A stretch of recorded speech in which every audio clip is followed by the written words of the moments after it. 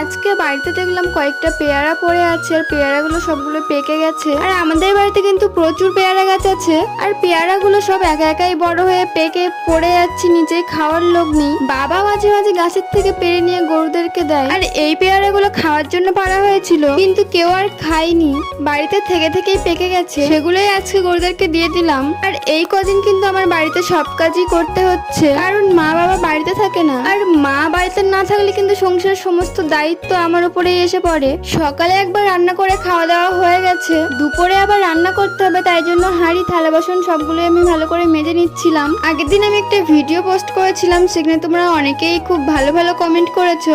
তোমাদের এক একটা কমেন্ট আমাকে ভিডিও বানানোর জন্য অনেক মোটিভেট করে।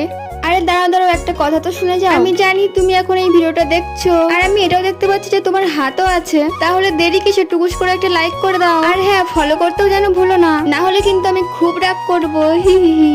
তো চলো এবার আমি কাজের কথায় আসি। আজকে তো শুক্রবার, আর শুক্রবার কিন্তু আমাদের বাড়িতে নিরামিষ হয়, তাও আবার এক বেলা, মানে দুপুরবেলা পর্যন্ত। তাই জন্য আমি ডাল রান্না করছি, আরেকটা কি রান্না করবো সেটা এখনো ভেবে উঠতে পারিনি।